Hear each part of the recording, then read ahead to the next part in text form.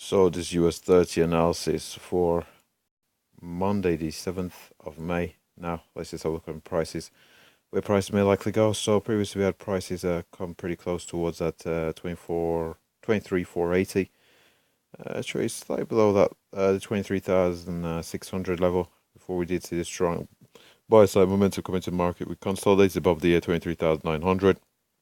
Almost at a perfect test of the 23,750, but we have seen the bullish buy side momentum come back into the market. So we did have a bit of an inverted head and shoulder setting up, and it has played out in a bullish manner. We did break quite a bit below the 23,900, but we did see the strong bullish buy side momentum come into the market, breaking above the 24,000 and also the 238, and we do seem poised for a test of the 23,420. So we're going into a bit of a consolidation at the moment. Candles are pretty small, so we might see a retracement back down towards the 24,238, from which we see the bullish buy side momentum come into the market, take us back up towards that 24,420. Successful break from which we're looking for price head towards that 24,510. And if we do see the momentum follow through to the upside, the levels that we are looking at are 24,550, 24,650, 700, and the 800 level.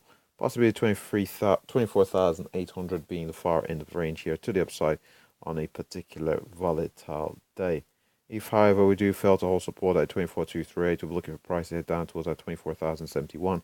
Successful break from which we're looking for 23,900, 23,750, pretty much where we saw bullish buy side momentum enter the market more recently. From in around that 23,750. So if we head down there, look to see if we do get a bit of a double bottom and see prices retrace all the way back up towards possibly that 24,071. If there is sufficient volatility to the downside, I wouldn't anticipate us moving much beyond 23,750, but if we did move beyond 23,750, 23,600, I'd expect to be the far... Well, that'll be like a 700-point move. Actually, I don't think we'd get a 700-point move here to the downside, actually, now looking at it. So if we did move down towards that 23,900, I expect that to be the far end of the range. It'd be 400 or so points, but I'd expect 23,900 or 23,750 if we do get a particular volatile day to be the far end of the range to the downside. And similar to the upside, 24,800 being the very, very far end of the range in a particular volatile day. More likely, a move up towards a 24,550 consolidation, or possibly a 650 at a push, and that's pretty much what I'd expect. If we do see the bullishness play out, it's a move up towards possibly that 24,650 may just be the far end of the range if we don't get a particular volatile day. We have our lows, we have higher lows, consolidation beneath this 400 period moving average. So if we do hold above it, or we do hold above the 24,238, again, we're looking for further upside momentum continuation here on the US 30. We'll have a brief look here at the higher time frames to see how prices are developing. Let's get scaling here correct.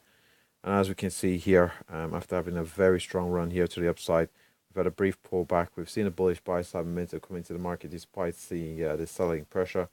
Last month we posted a bit of a doji.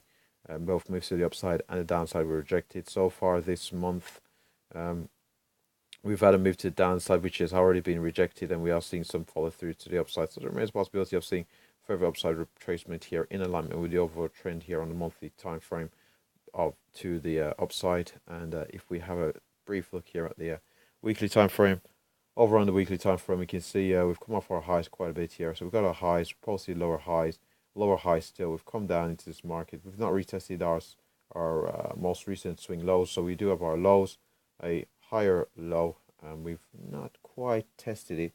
We've come pretty close, but we've not quite tested the absolute lows of the previous swing low.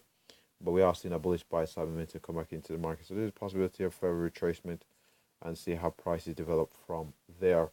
And what we'll do is we'll have a brief look here at the daily chart. And over at the daily chart, we can see here we've got our highs, lower highs still. A lower high with possibly another lower high there. And what we have seen is the bullish buy side momentum came into the market after we broke below the 200 period moving average.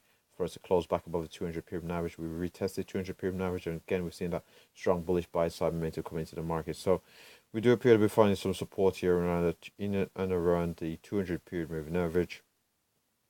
So if we do see that momentum fall through to the upside, again we'll be looking for prices to retest our The most recent swing highs here in the market in around that 24,800 mark on the US 30. And with that said, that pretty much wraps up the US 30 analysis. Thanks for watching.